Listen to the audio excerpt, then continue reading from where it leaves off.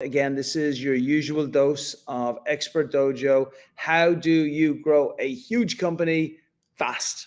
And again, what I do every single week is I will try and bring in a founder, maybe somebody who's part of our network, somebody who's doing a pretty amazing job building out their company, growing at a couple of 100% growth.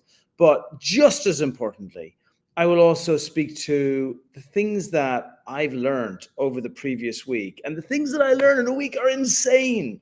I mean, insane, because imagine having 300 kids or 300 parents. It's the same thing, right? You are engaged with every single one because every single person, every single company, we have almost 300 companies that we've invested in. And so each company has got an individual and very, very different challenge that they're facing. I had companies last week who were saying to me, Brian, we need money tomorrow or we will not survive. I had companies last week who were saying, Brian, we've broken through and we've managed to get through on a couple of 100% growth. I've had companies that like everything, companies that raised money, companies that couldn't raise money, companies that had problems with their employees. I had a company where they had a vesting problem with one of their co-founders, and that turned into an absolute shit show. And so it's everything. And I want to share everything with you because look, here's two things I've learned in this crazy world of entrepreneurship. Three things I've learned. One is from the founder of NVIDIA and the CEO of NVIDIA last week, where he's like, I would never do this again because it's brutal, right? There is nothing, I don't know, there's childbirth maybe, but like other than that, and death. And then other than that, there's nothing harder than startup, okay? Because it's brutal. It goes on and on and on and on and on. It never stops. And you're continually fighting against the beast. And the beast is, do I have enough resources to be able to keep going? Is my product getting lovable by the customer quickly enough to actually get me going? And do I run out of cash? Right? All those things are constantly hitting you. And so once you've done it once, you're like, oh my God, thank God for that. And so what I want to do and what Expert Dojo want to do is, on top of the fact that like we invest in companies and we almost feel like we're part of the journey all the time, I also want to share as much as I can about what's happening in that moment with you. Okay. So where is my focus this week? My focus is on obsessive customer attention, my obsessive customer love. And I actually have become so crazed about this. And I'm going to tell you why in a moment, but I've become so crazed about this. I've started picking up a bunch of books that have been written about, and they were written like 60, 80 years ago, like by one book, Raving Fans, which is like a book that a 5-year-old could understand, but it's a book that an entrepreneur needs to think like a 5-year-old to understand. And so let's look at the end point and let's work our way backwards. End point is, you want to be able to grow as fast as you can. You want the customer to love you as much as they can. You want the customer to trust you. You want the customer to buy more from you. Doing those things means you have to use tactics, right? You could use tactics of just spending lots of money on Facebook ads or digital, but we know that doesn't work. You can use tactics, as you heard on one of the previous live streams, whereby you bring in partners. Like in their case, it was they were selling high-level data integration, and they had so many consultants. And we worked out there are hundreds of thousands of consultants all around the world. And these consultants want to make money. And so why not share that burden of making money with each other and like share with them affiliate payments? We know that you can go directly to, and that was Ben over at Staple that went through that. We know that you can go directly to enterprises. You know, Rushab and Matchbook spoke beautifully about how they built their company, which is still an Expert Dojo company, still an investment, one we did 50,000 into, and then another $1 million into afterwards. And that company have gone from 0 to 4 or 5. I think this year they'll do about $7 million in revenue, and all by going through the front door to enterprises. Very, very hard to do. But if you can do it, God bless you. You know you're going to build like a huge company. And now they're on the road to being able to do incredible things over the next 2 or 3 years. And there is more, as you see in each episode you go through. In this case, I want to look at customer service as a sales channel. And as I started to see this, and I was working through it with company after company, and then I was looking for reference points outside the dojo, and I was looking at old books that spoke to customer service. And I'm kind of a freak on this, especially in the book Raving Fans that I just mentioned, That's a book which was probably written, I think it was Paul Pendergrast who wrote the book, but it was written maybe 30 years ago, 40 years ago. And so all of the reference points were on retail stores. And if we look at the stores that we have, like back in those days, it was Nordstrom's and Macy's and like the really great stores that were out there. Now that's all gone away, right? But if we think about it, and in the book, it really spoke to how you take care of people. You walk in, there's a valet in the front. You come in the front door, there's a customer service assistant that's there to help you. They bring you over to the computer in those days, which was probably a piece of paper behind a screen. And it was like, okay, let's look at the aisle. Let's look at the specials. Let us help you find more savings. Things like put a carnation on the front of you. And as I was going through this, and I want you to stick with me here, because you might think to yourself, this isn't really a big growth hack from Brian today. I'll come back in next week. Don't. I swear to you, of all the growth hacks we'll give you, this is my greatest growth hack, because I want to go back in time myself to 20 years ago. And 20 years ago, I went over to Chicago and I had to stay in a hotel, and it was a Staybridge Suites hotel. And I'll always remember this because it was like $50 or $55. And I was really happy. It was a cheap hotel. I went in the front door. I got upstairs. I immediately got a phone call. Actually, I walked through the door. And as I was walking through the door in that hotel, they somehow knew who I was. I don't know how they knew who I was, but they did, right? I then got up to the room and I got a phone call to ask me if everything was okay. $55. And I get a phone call to ask me, is everything okay with the room? It had only happened once before. It happened in a place called Slough in England. And if you want to know what Slough in England, like, it was in the Radisson in Slough in England. And this was the time, this is the place that The Office, the English satirical TV show, The Office, is actually, so it's not the greatest place in the world, but in this place, I had exactly the same experience. Went up to my room, asked me how everything is in the room, see if everything is okay. Then I had them recommend while I'm in the room, by the way, if you're going to be around later on this evening, I highly recommend, I think it was like the burger. She said, we got the best burger in Chicago. I'm like, wow. And then as I went downstairs and I walked out, they're like, okay, Brian, I hope I'll see you later on. I'm like, oh my gosh, remembered my name. And this is also, by the way, why I walk 5 streets to get up to Starbucks in the morning, because I'm VIP in Starbucks. I am major in Starbucks. I am not major anywhere else, but I am major in Starbucks. And I love that feeling when I go there that they're saying, hey, Brian, the usual. Sometimes they won't even say it. They'll just make it and hand it to me when I get to the front. They make me feel special. Why am I focusing so much on this? And by the way, I could give a comparison of like the Hilton Hotel in Chicago, which was like truly worst, terrible, awful experience I'd ever had. Got put in a smoking room, which would have been fine 20 years before that when I smoked, but not that day. Got like treated really badly by the manager. They were very busy. The staff, you could tell, didn't care. Never go back. Wow. Every single thing that I'm talking about has nothing to do with the product. Zero. I would go to that Staybridge Suites in Chicago, just outside Chicago, any day of the week because of the experience I went through, until that experience stops happening. Now, that was 20 years ago, so it may change. This is how we have to treat our customers. This is the path forward. Facebook ads doesn't work. Google ads doesn't work. We know that if we spend $100 here, we know that we're probably going to get $30 back. It doesn't matter what we're selling. Life insurance, skincare creams, you're selling hats, you're selling suits, you're selling retail, you're selling CPG, you're selling SaaS solutions. It doesn't matter unless you can come up with something crazy on the front end, you're going to lose. So I am giving you all a challenge today. The same challenge actually I gave ourselves last week, because when I started looking at it, and this all came from one of our companies who was really struggling with, how do I provide obsessive customer service? How do I create raving fans? Because we don't lose customers if they're raving fans. We lose customers if they like us. We lose customers if the product is good. We lose customers if things are just fine, but we never lose raving fans. So I am starting a movement, starting with me. I even went to our chief of staff, who's actually soon to be our GP and running some great stuff for us over in India. And I said to him on Friday, we suck, right? People humor us because I try hard and you try hard and the other people try hard, but we suck at customer fanaticism, right? That's our bar. The more we go there, the better we are. So when is the last company that you've written a thank you card to?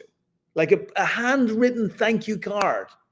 One of the guys who works with Dustin over at Spinio, every single time he goes on a plane, he'll have one or two like iTunes cards or Spotify cards or something, just gift cards. And as he goes there, and if an air hostess or somebody's just really nice to him, he'll hand them a gift card and he'll say, "That's for you.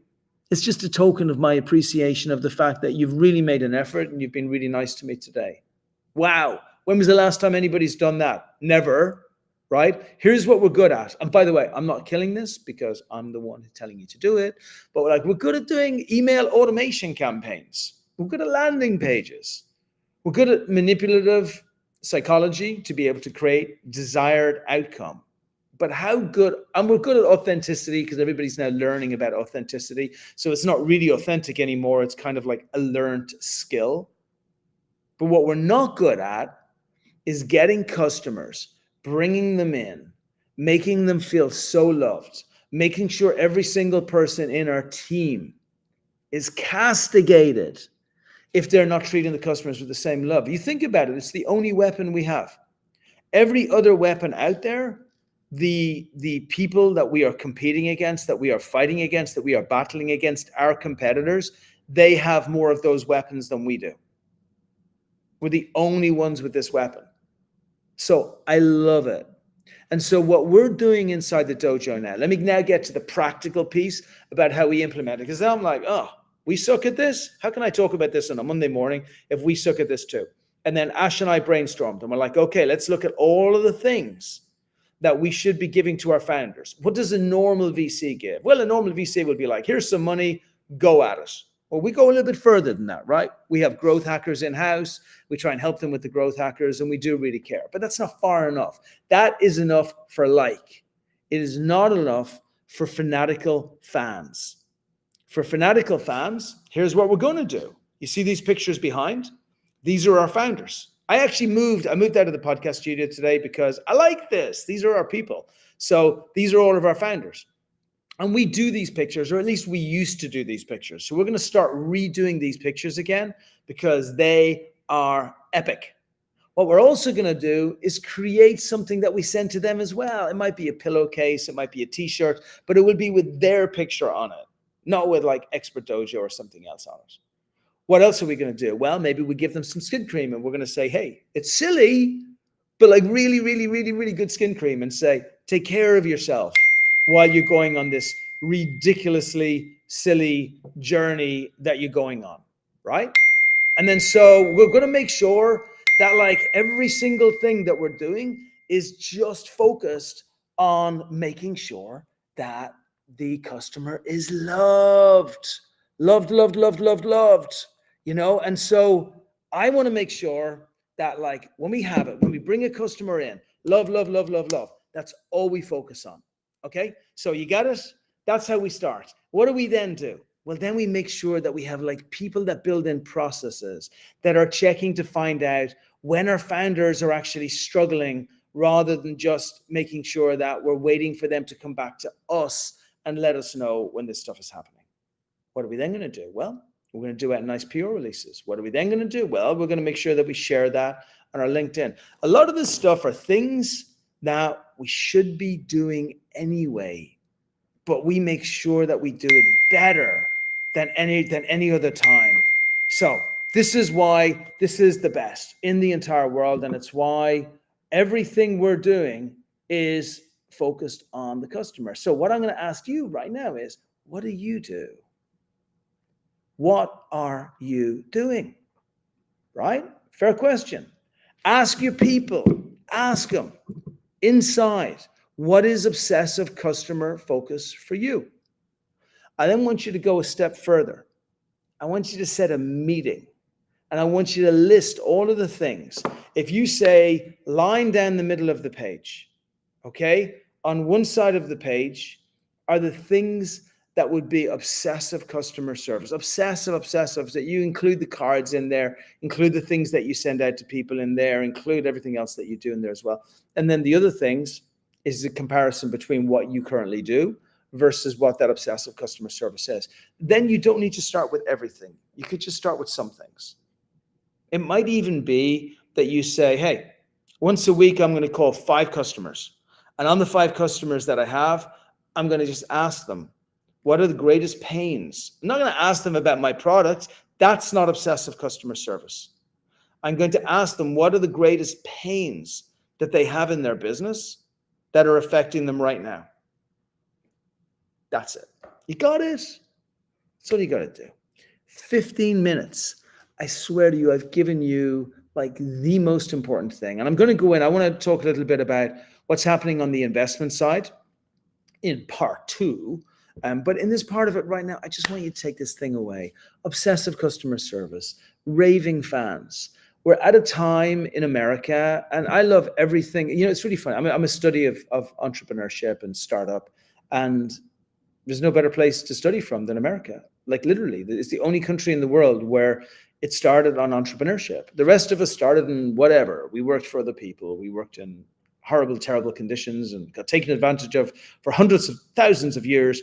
And then we arrived to a place where we're like, oh, we're very creative. Let's build a company. But the US was kind of formed in its current format by folks who are like, either I start a business or I'm dying. And so the whole country was based on starting a business. And so that is the best.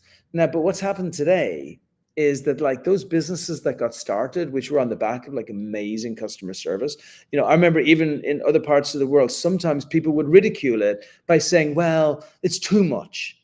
You know, how are you? Are you okay? Like, do people really mean that?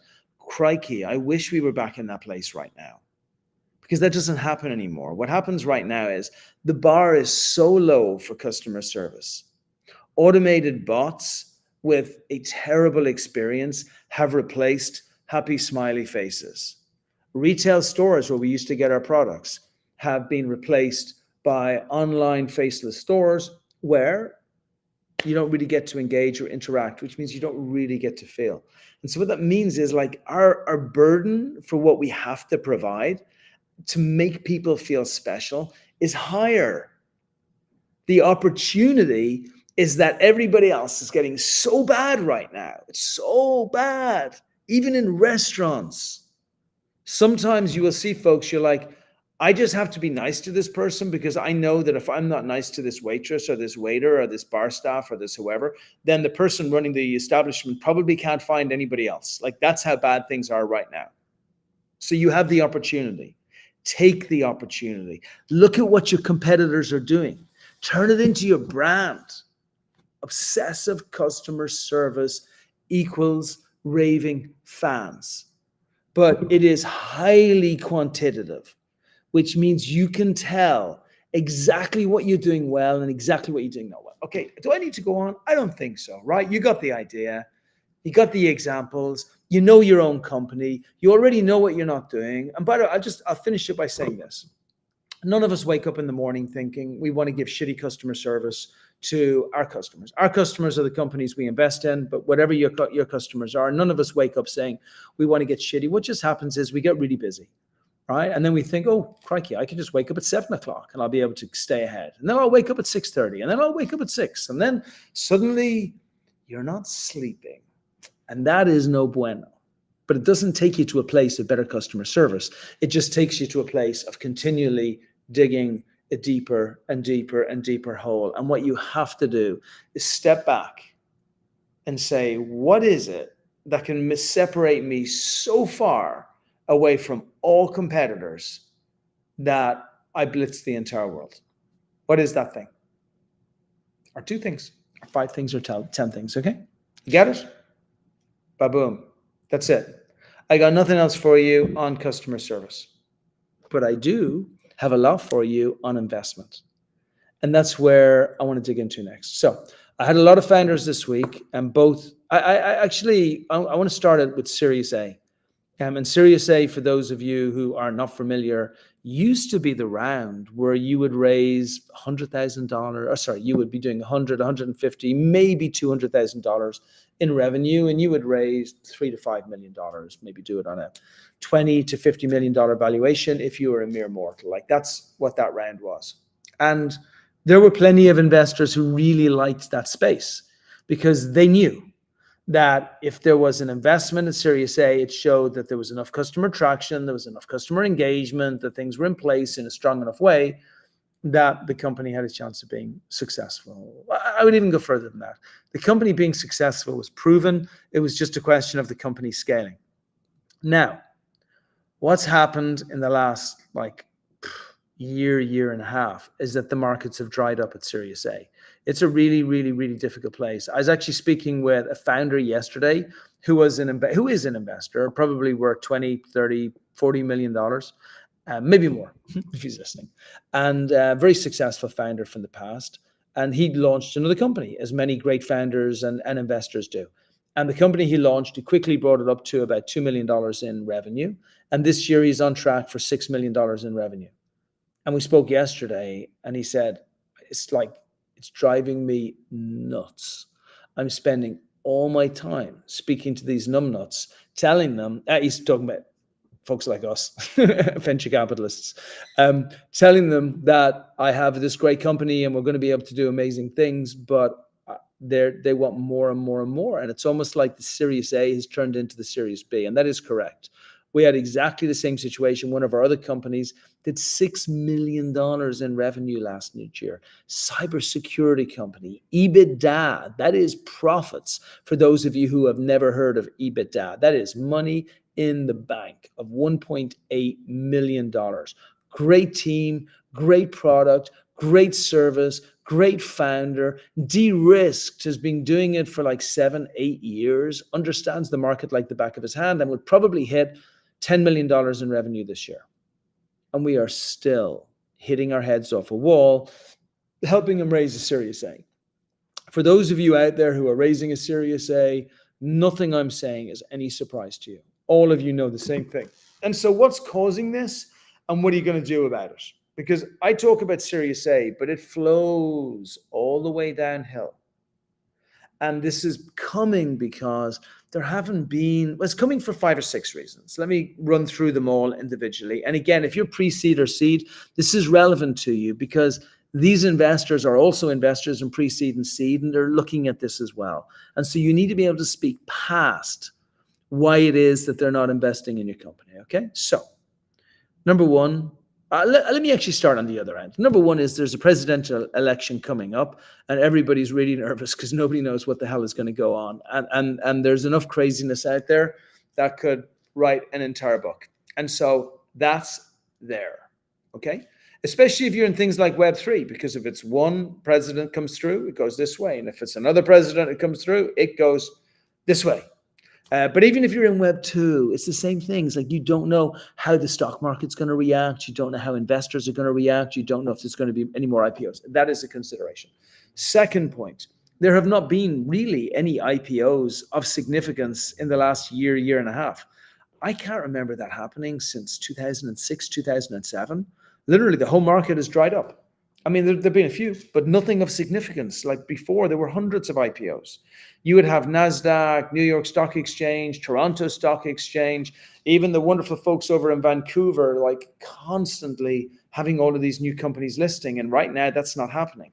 The problem is, when companies do not go public, you lose all of that liquidity in the market because all of that liquidity doesn't flow to one person. It can flow to 2, 3, 4, 500 people. And they are just the people associated by the company, never mind the people that are in the investment banking space. Multiply that by 1,000. And now you have hundreds of thousands of people that are not receiving liquidity events. Number 3, there is plenty of money in the market. But a lot of these investors are realizing that there's a huge lack of liquidity and they're being incredibly careful about where they're putting their rounds. Number 4, many of the venture capital firms are underwater. and I mean majorly underwater. And they'll use terms like it's a bad vintage, like stupid stuff like that, like pretending this is wine. This is not wine. This is like financial decisions that we're making. I'd like if my kid came home from school one day and he's like, Dad, I failed all my exams, but you know what? I think this is just a bad vintage. It's like this damn world I live in of VCs is crazy as hell. But it's real, okay?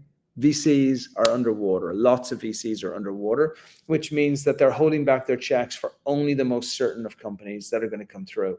Interest rates at 5%, that doesn't help, because now you can literally put money in a bank and get 5 or 6%. Why wouldn't you do that if you're a large, if you're a person who's got plenty of wealth in your back pocket? And then it's just nervous. It's nervous. It's been 18 months really since we had like the heydays of 2022, or even it's been longer, right? 24 months since we went all the way back to 2021. And so things are very tough. So that's what's happening. There are all the reasons why it's happening. Now what you're saying is, Brian, all of this stuff, I'm not interested in a history lesson. What I want to know is, what the heck do we do to convince people to go through? You grow and you show growth and you show investors you're going to go through. Remember, this game used to be a terrible game. I actually prefer this game right now, right? It used to be a game of, well, I went to the school. Well, I know these people. Well, my mommy and daddy are these people here. Well, I exited a company before. Well. But none of these wells supported the 98% of the entrepreneurship population who were just building great companies. They supported the privileged few. Now, everything is based on growth.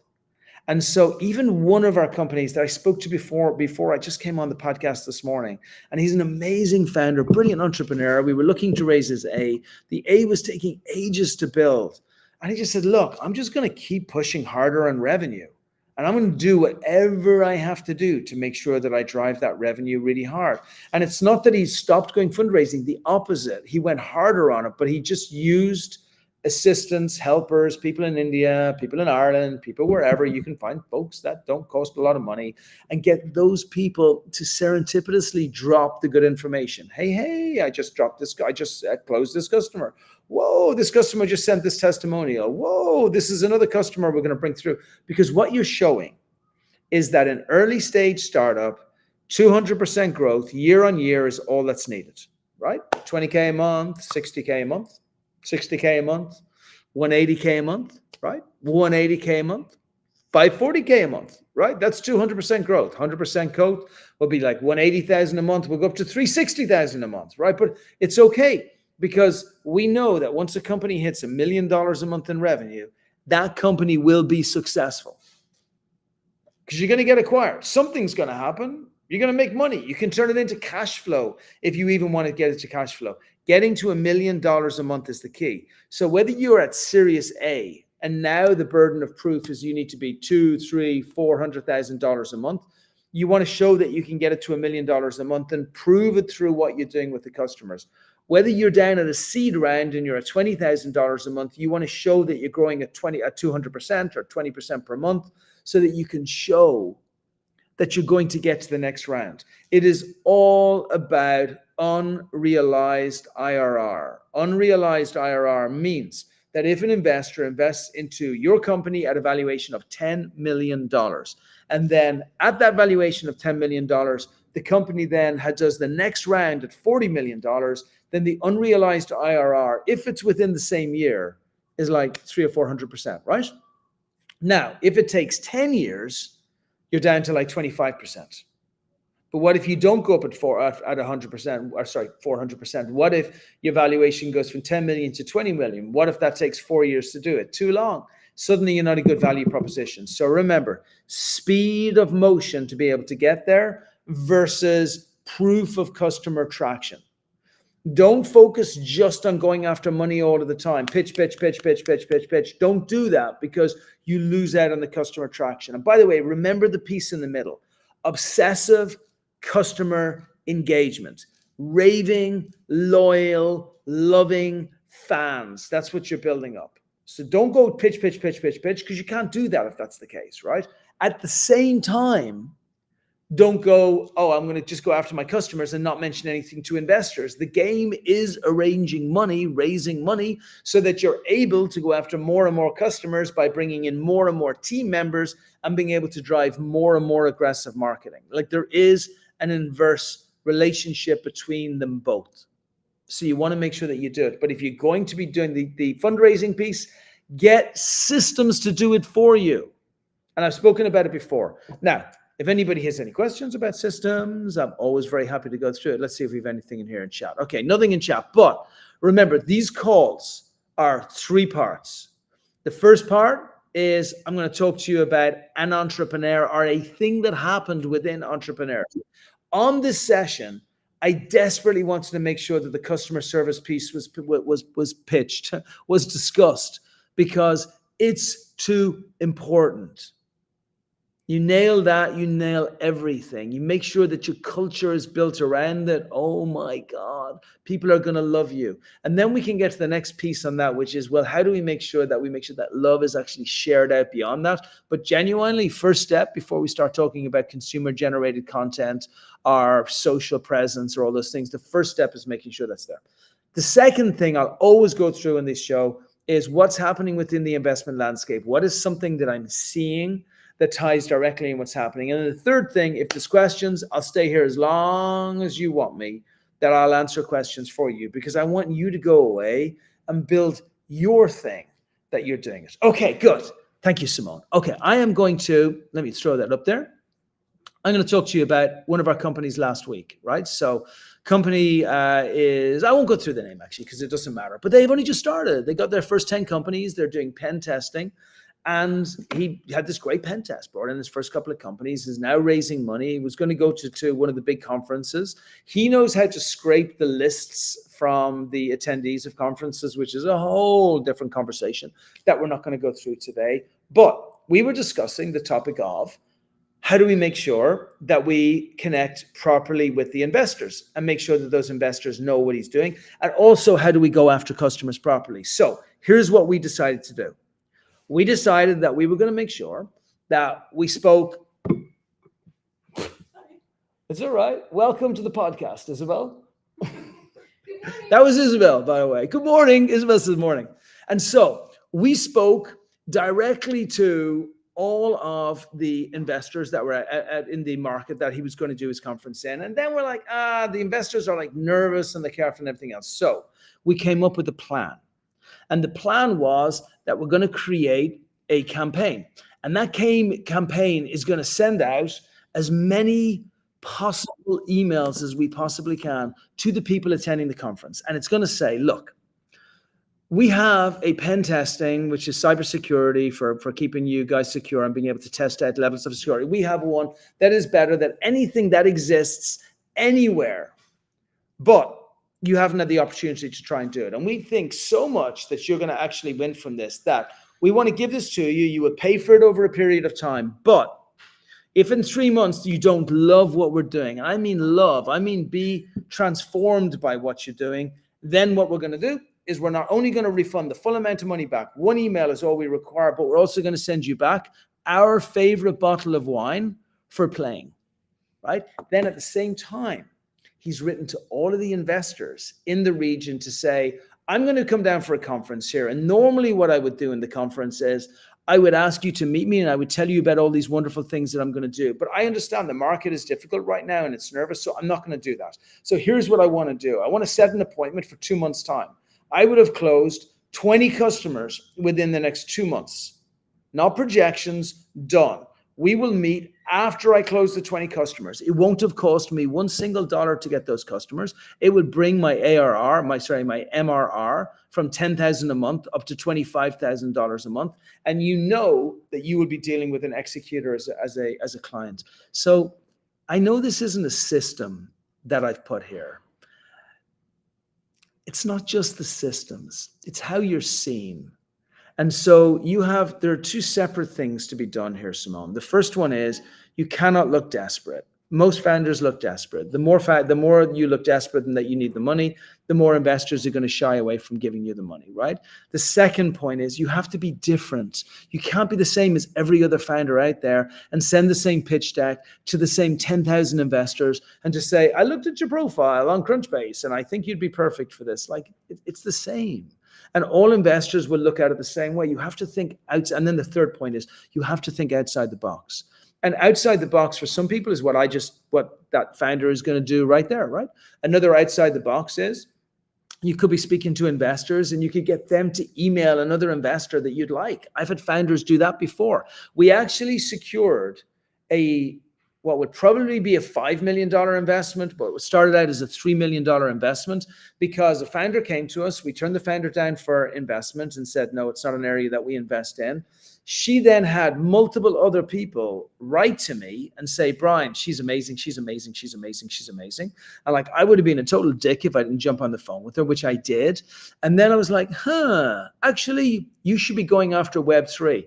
I put her in a conference. I had her pitching in front of one of the biggest groups of whales in Web3. And she ended up getting a term sheet for like $3 to $5 million. And I don't know if it's closed, but none of that stuff would have happened if she hadn't happened. So think outside the box. The systems you can use, there's so many of them. Like you can use Notion. I like Notion for outreaching and creating email funnels for investors. You can literally just hire somebody and say, here's a list of investors that we have. I want to make sure that they're touched every week, 2 weeks, whatever your cadence is going to be. But it can't just be, how are you doing? How are you doing? How are you doing? How are you doing? How are you doing? It has to be, this is what happened. This is what happened. This is what happened. This is what happened. Right? And if it's good news, amazing. If it's better news, amazing. And if it's just things that are happening inside the organization, that's really good too. There's one founder that we didn't invest in. It was over in Africa, a little bit too little revenue, and we don't generally deal with lending. But I love it. She sends her update out every single week to 2 weeks, never fails. And she creates this engagement with her investors where they start like engaging on the email thread. And I've never asked to be taken off the list because it still fascinates me what an amazing fundraiser she is. And it's obvious why she's one of the few people to actually be getting funding while other people are not. That's it, Simone.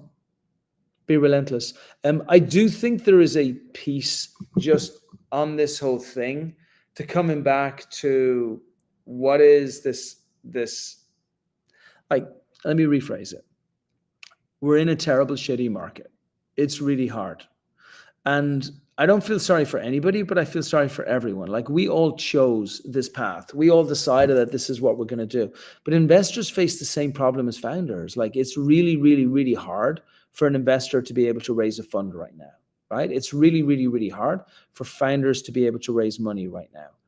It's really obvious that it's a world of sameness for investors looking for LPs to put money in their funds and for founders that are looking for GPs or angels or family offices or whoever else to put money into their place. Separate yourself out from the field in your messaging by doing those three things that I said there. Have systems or people that will have follow-up with the investors that you're with. Make sure you keep it relevant so it's not just a bunch of stuff going out on a random basis. And then I just want to get to the final piece, which I think is a really nice place to finish because it goes back to the obsessive, it goes back to like it's home apple pie, right? This is everything that is what being American is about. Amazing, incredible customer service. That is the biggest thing that America is losing today. And so imagine if you can get it back. That to give amazing customer service, you have to have a really good product first.